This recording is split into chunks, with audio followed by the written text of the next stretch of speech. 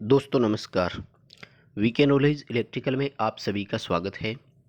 साथियों, पिछले 2 दिनों में मैंने यूट्यूब की कम्युनिटी टैब में कुछ क्वेश्चंस डाले थे जिनके आंसर आप सभी ने वोट पोल किए थे।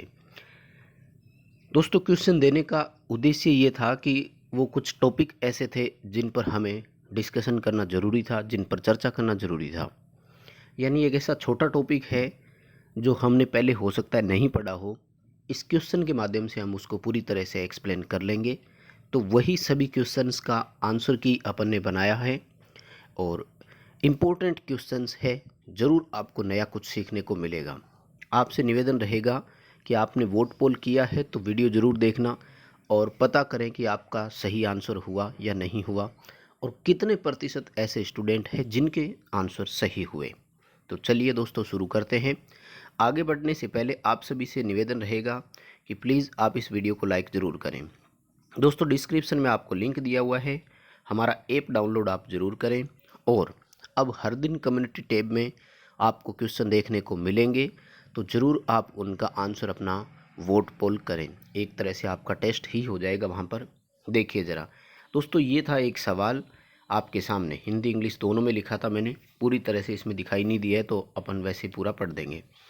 सवाल था कि तारों के टर्मिनल्स को, सिरों को, एंड्स जो होते हैं वो किसी टर्मिनल से संयोजित इनको करना है को आसानी से पहचानने हेतु किसका उपयोग किया जाता है। दोस्तों, बहुत अच्छी चीज़ मैं बताऊं आपको यहाँ पर। और ये सब चीज़ें प्रैक्टिकली आपको देखने को मिलती है। जब आप प्रैक्टिकली फील्ड में जाओगे ना काम करने के लिए, तो ये क्वेश्चन आपको बहुत ईजी लगने लग जाएंगे। चलिए, सबसे पहले तो ये बताऊं कि इसमें टोटल 910 वोट पोल हुए और मैं बता दूं कि मात्र 13% स्टूडेंट ऐसे हैं जिनका ये क्वेश्चन सही हुआ है, आंसर सही हुआ है। यानी 910 में 13% आप देखें तो लगभग 120 के आसपास स्टूडेंट बनेंगे। यानी मात्र 120 स्टूडेंट ऐसे हैं जो इस क्वेश्चन का आंसर सही कर पाए। चलिए दोस्तों, सबसे पहले तो इसी का बताता हूँ मैं। फेरूल क्या होता है? दोस्तों, ये तार है ना, मान लीजिए ये एक टीबी है, मतलब टर्मिनल बॉक्स है, और यहाँ पर एक नंबरिंग लगी हुई है दोस्तों, ठीक है ना। ये टीबी नंबर 1 2 3 4 ऐसे। तो दोस्तों, जब इस टीबी नंबर 3 पर एक तार लगेगा ना, तो तार के यहाँ पर आगे लगा हुआ होता है, वो तो टीबी में कसा जाता है। लेकिन इस तार की पहचान करने के लिए यहाँ पर जो डाला जाता है ना, वो ज़्यादातर पीवीसी का ही होता है। और मोस्टली हमारे पास जितना भी है वो येलो कलर के है। एक बड़ी बात और बताऊँ, ठीक है ना। और इनको बोलते हैं फेरूल, और इनमें यहाँ पर नंबरिंग लगी होती है। बिल्कुल हमें स्पष्ट पता लग जाता है कि ये वायर कहाँ से आया। साथियों, जब हम कोई भी फॉल्ट अटेंड करते हैं ना, तो इसी तरह की ड्राइंग में हमें नंबरिंग ही मिलती है। तो वो नंबरिंग सीधे सीधे हम पकड़ लेते हैं और उस नंबरिंग पे हमें वोल्टेज या करंट चेक करना होता है। जब उस नंबरिंग के हिसाब से एनओ या एनसी कॉन्टेक्ट नहीं बनता है तो हमें तुरंत पता लग जाता है कि इस सर्किट में फॉल्ट आया है। ये वास्तव में तार की पहचान के लिए होता है, तो फेरूल बोलते हैं, तार के आगे लगते हैं। मैं सारी चीज़ें बताता हूँ, ध्यान से सुनना। देखो, थिम्बल जो है ना, ये सीधे होते हैं, एक तरह के कनेक्टर टाइप होते हैं, और ये तार में जॉइंट लगवाने के लिए होते हैं। लग जो होते हैं ना, ये होते हैं केबल में आगे के भाग में लगने के लिए, ताकि उसको टर्मिनल बॉक्स में पूरी तरह से आसानी से कसा जा सके। और लग कई तरह के होते हैं, ring type, pin type, you type, ये आपको पढ़ना पड़ेगा। कनेक्टर्स जो होते हैं ये जॉइंट करने के लिए होते हैं। जैसे मैंने अभी बताया, टर्मिनल बॉक्स जो है इसको कनेक्टर बोल सकते हैं। इसके दोनों ओर तार कसने की सुविधा होती है, इसको कनेक्टर बोलते हैं। इनके अलावा एक चीज़ और ध्यान रखना, तार या केबल में साथ में होती है दोस्तों, ग्रोमेट बोलते हैं इसको। वैसे इसको ग्लैंड भी बोला जाता है साधारण भाषा में। तो वो होता है उस पैनल में, उस केबल को आसानी से कसा जा सके, ताकि वो जब खिंचाव बल लगे तो खींचे ना, साथ में इधर उधर खिसके नहीं। तो उसको भी ध्यान रखना। ये ऐसे सीरीज वाले टॉपिक में आती है। वैसे कभी डिटेल से आपको इनकी फ़ोटो शेयर करूँगा मैं। चलिए, अगला सवाल देखिए दोस्तों। ये भी अच्छा क्वेश्चन था दोस्तों, फिर भी बहुत सारे स्टूडेंट गलत कर बैठे कि यदि किसी वेव का शिखर मान वी पीक है तो वर्ग तरंग वेव का, यानी स्क्वायर वेव का आरएमएस मान क्या होगा। अब जहाँ तक मुझे लगता है ना, स्टूडेंट का ध्यान इस तरफ गया ही नहीं। मतलब स्टूडेंट इस चीज़ को देख ही नहीं पाए शायद, क्योंकि दोस्तों इस क्वेश्चन में भी बहुत गलतियाँ हुई। देखिए, 942 वोट पोल हुए थे इसमें, और अगर मैं बात करूं तो इस क्वेश्चन में भी वही सिचुएशन सामने आई, मात्र 12% कैंडिडेट सही कर पाए। गलती क्या हुई?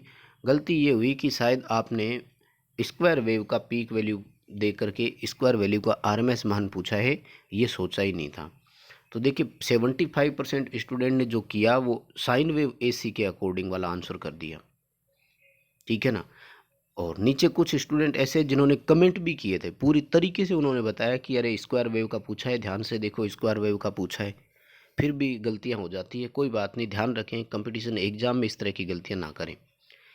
तो स्क्वायर वेव में क्या होता है, हम सब जानते हैं आरएमएस मान, पीक मान, औसत मान सब वही होता है जो एक वैल्यू दी होती है, तो पीक वैल्यू का पीक वैल्यू ही आएगा, ठीक है ना।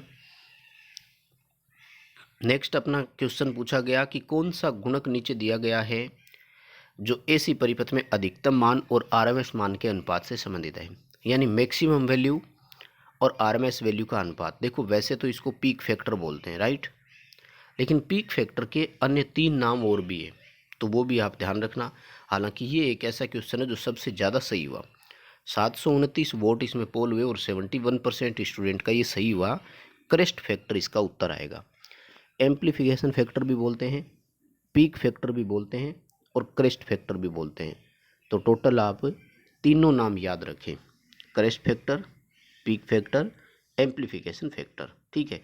और फॉर्म फैक्टर के बारे में तो आप सभी जानते ही हैं। अगला देखो, ये एक अच्छा सवाल था, इसमें तो कुछ स्टूडेंट ने वोट पोल ही नहीं किया, शायद हो सकता है सवाल समझ ही नहीं आया। सवाल पूछा कि निम्न में से कौन सा एक वैलिड 8421 बीसीडी कोड है। बीसीडी कोड को बोलते हैं binary coded decimal. Binary coded decimal का मतलब होता है कि जब भी आप किसी बाइनरी संख्याओं में कन्वर्ट करते हैं या उनका सम करते हैं तो वो मान आपका 9 या 9 से अधिक नहीं होना चाहिए। पहली बात ये ध्यान रखें, अगर 9 या 9 से ऊपर जाता है तो वो बीसीडी बाइनरी कोडेड डेसिमल में काउंट नहीं किया जाता है। दूसरी बात ये ध्यान रखें कि बाइनरी कोडेड डेसिमल में मान लीजिए 35 का आपको बीसीडी कोड बनाना है, तो इसमें क्या होता है कि हमेशा जो दोनों डेसिमल डिजिट होते हैं उनका 4-4 बिट में बाइनरी कन्वर्ट करना पड़ता है, ठीक है ना। 4-4 बिट में बाइनरी कन्वर्ट करके आपको लिखना पड़ता है, वो एक वैलिड माना जाता है। तो अब इसमें देखो कि जो 0 से लेकर के 9 तक की बाइनरी बिट है ना, वो सारे तो वैलिड है, उसके ऊपर जितने भी है वो सब के सब इनवैलिड है, ठीक है ना। तो देखो 00 वाला जो है ये वैलिड था बिल्कुल, क्यों? क्योंकि ये 0 का मान होता है, 4 बिट में लिखोगे तो आप आएगा, ठीक है।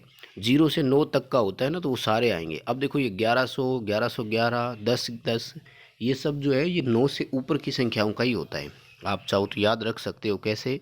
0, 10, ठीक है, सॉरी 0, फिर 1 आता है, फिर अपना 10 आएगा, फिर 11, 100, 101, 110, 111, उसके बाद में 1000 और 1001, यहाँ तक हमारा 9 बनता है, बस यहीं तक रखना था उत्तर। तो इस क्वेश्चन की यदि बात करें तो दोस्तों 669 वोट इसमें पोल हुए थे और मात्र 9% कैंडिडेट का ये बिल्कुल सही हुआ। चलिए अगले क्वेश्चन की दोस्तों बात करते हैं। तो नेक्स्ट क्वेश्चन पूछा मैंने कि निम्न में से कौन सा एक ट्रांजिस्टर है, ठीक है दोस्तों। और इस क्वेश्चन में देखो अच्छी वोट पोलिंग हुई, 1.6 के वोट पोल हुआ और केवल 17% स्टूडेंट जो है वो इसको सही कर पाए। 72% तो देखो सब ट्राइक की तरफ भाग पड़े। दोस्तों ट्राइक जो है ना एक प्रकार का थायरिस्टर की श्रेणी में आता है। SCR और ट्राइक दोनों थायरिस्टर के एग्जाम्पल है और थायरिस्टर ट्रांजिस्टर से बहुत अलग है, ठीक है। देखो डायोड में तो कोई दिक्कत ही नहीं थी, ट्राइक को हम ट्रायोड भी बोलते हैं, तो ये एक तरह से वाल्व की श्रेणी में आएगा और ना ही डाइक इसमें हो सकता है। इसका SIT ही बिल्कुल सही उत्तर है। SIT का पूरा नाम होता है स्टैटिक इंडक्शन ट्रांजिस्टर।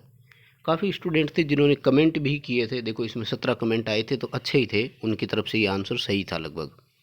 चलिए अगले सवाल की ओर चलेंगे। सवाल पूछा कि निम्न में से किसे फ्री व्हीलिंग डायोड भी कहा जाता है।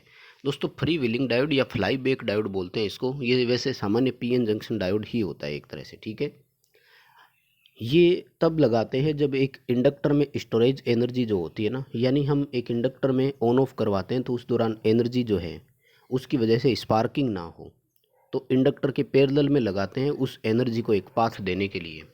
और इस क्वेश्चन में देखिए दोस्तों अच्छी वोट पोलिंग हुई, 1 के वोट हुए इसमें और अगर देखा जाए तो मात्र 160 स्टूडेंट यानी 16% स्टूडेंट इसको सही कर पाए, जबकि मोस्टली स्टूडेंट शॉर्ट की डायोड की तरफ चले गए थे। तो अपना इसमें आंसर फ्लाई बैक डायोड रहेगा। चलिए नेक्स्ट क्वेश्चन की बात करते हैं, तो वो था कि ट्रांसमिशन लाइन के पैरामीटर के बारे में कौन सा सही है। तो ट्रांसमिशन लाइन के इसमें पैरामीटर दिए हुए हैं अपन को स्पष्ट, और ये लगभग बड़ा अच्छा सही हुआ भाई। 1.2 के यहाँ पर वोट पोल हुए, और वास्तव में ये क्वेश्चन सबसे अच्छा निकला। 71% स्टूडेंट का ये सही है। A into D minus B into C जो है करने से उत्तर 1 आना चाहिए, ये बिल्कुल सही उत्तर यहाँ पर रहेगा। चलिए दोस्तों नेक्स्ट क्वेश्चन की बात करते हैं, तो वो सवाल पूछा कि हाई वोल्टेज डीसी ट्रांसमिशन में कौन सा यूज होने वाला एलिमेंट नहीं है, यानी इसमें से कौन सा एलिमेंट ऐसा है जो यूज नहीं होता। तो अब देखो डीसी शब्द समझ के सभी ट्रांसफार्मर के पीछे ही भाग पड़े, यानी जो वोट पोल हुए इसमें 2.4 के आसपास वोट पोल हुए। और बात करूं सही आंसर की, तो मात्र 16% स्टूडेंट का सही है। सोलर पीवी का वहां पर कोई काम नहीं है। दोस्तों ट्रांसफार्मर भी होता है, रेक्टिफायर भी होता है, इन्वर्टर भी होता है।